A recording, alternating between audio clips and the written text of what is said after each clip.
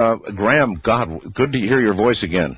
Nice to hear yours too, Art. It's been a while. Now that I've heard it, you're going to have to stay a little away from the phone there. Okay, Graham. I'll try to keep it away. I think I put new rechargeable batteries in my old telephone, and it's now too loud. I see. Is that a portable phone? Yes, it is. Yeah. Do you have one that you can pick up? I don't. They're all hands free. I'm afraid. I see. All right. Well, anyway, it's good to hear you again. And you know, I started out, Graham, by saying that the last couple of years, and it's been a while since you and I have spoken. It is. Yeah. They've been very bad times for archaeologists worldwide. I mean, things are beginning to be seen and researched all over the place that would seem to indicate that mankind has been here a lot longer than they've been telling us. Well, certainly civilized mankind. Yes. There have been new discoveries, new finds, changes. There's a lot that's being shaken up at the moment, and I think we're going to see some very interesting times ahead. Oh, why, Graham, did we not find you at the telephone number we had listed for you? Okay, here's the thing. I have two places. I live most of my time in the West Country of England, in Devon, very far from any town.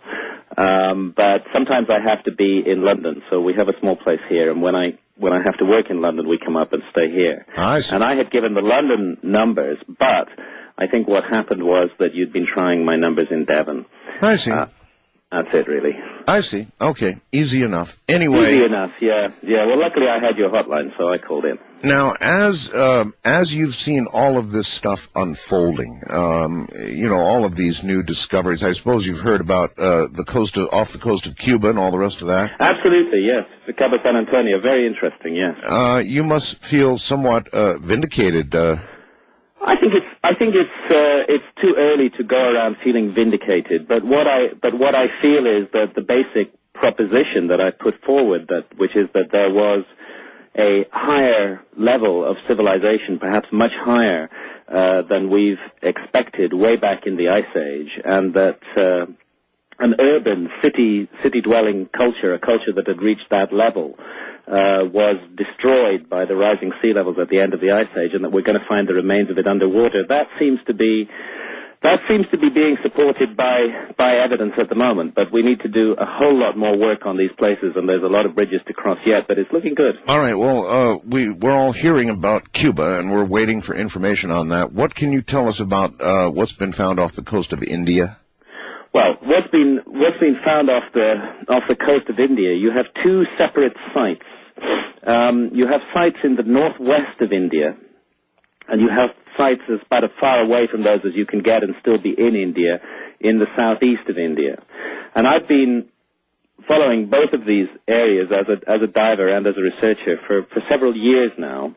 What happened in May of 2001 was that one of India's government agencies, the National Institute of Ocean Technology, which specializes in high-tech instrumentation for remote surveys on the seabed, was conducting a survey in a place called the Gulf of Cambay in northwest India. Now, they were not doing archaeology. They were there actually testing the pollution levels in the Gulf of Cambay. Mm-hmm. And they were using an instrument called side-scan sonar, which sends out a beam down to the seabed and which bounces back an image of what's on the seabed. Gee whiz, just like in Cuba.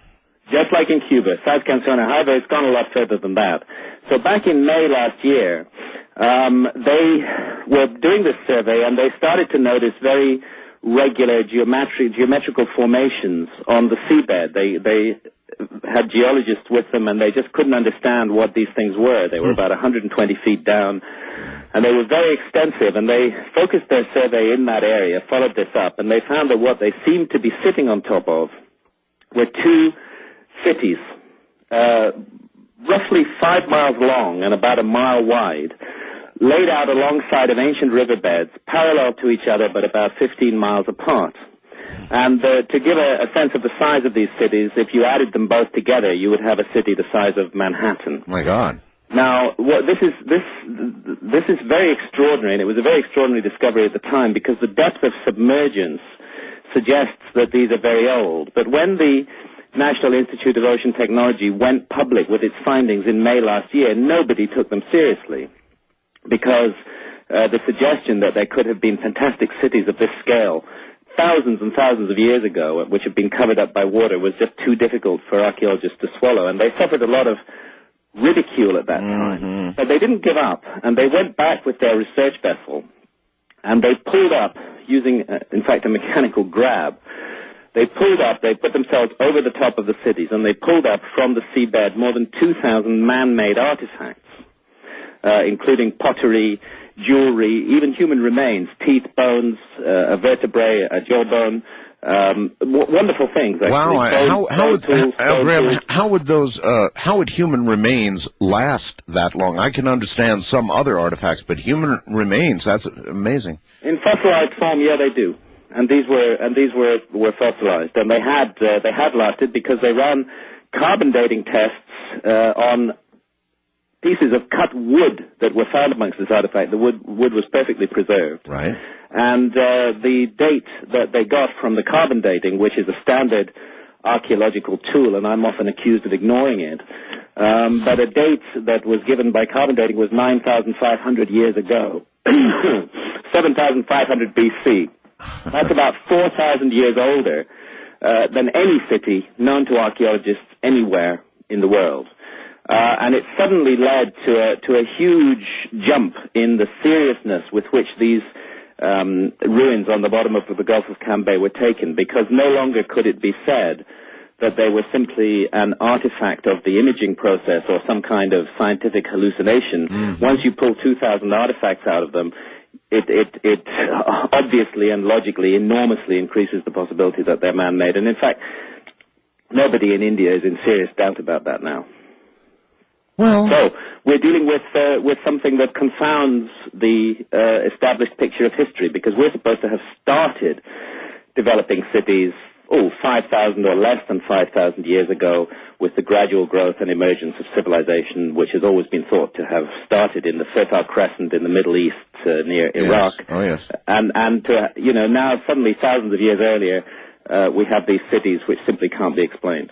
Our educational institutions around the world have not yet begun to respond to this. In other words, what they're teaching in school with regard to archaeology and our past remains virtually unchanged, Graham. I would expect that to be so for quite a while. It's going to take the archaeological community about 5 years, I would guess, to digest this new information. First off, they have to get rid of all their objections to it and satisfy themselves that it is a genuine discovery, which I have no doubt that they'll do, and then come to terms with what it means. If it is what it seems to be, I think any archaeologist would agree that it turns over the established story of the origins of civilization.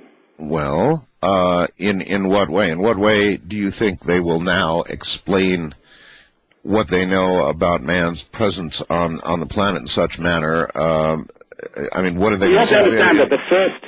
For archaeologists who are invested in the present view of the past, which is a straight line development from rather simple and primitive beginnings through a nice series of gradual evolutionary steps until we get cities and eventually end up with what we have today. That such an idea simply cannot accommodate cities that are 9,000 years old at the bottom of the Gulf of Cambay. And in fact, I have to stress that the date on those cities, which is retrieved from carbon-dated artifacts, is supported by sea level studies, because there's a whole science which studies the extent to which sea level rose at the end of the last ice age.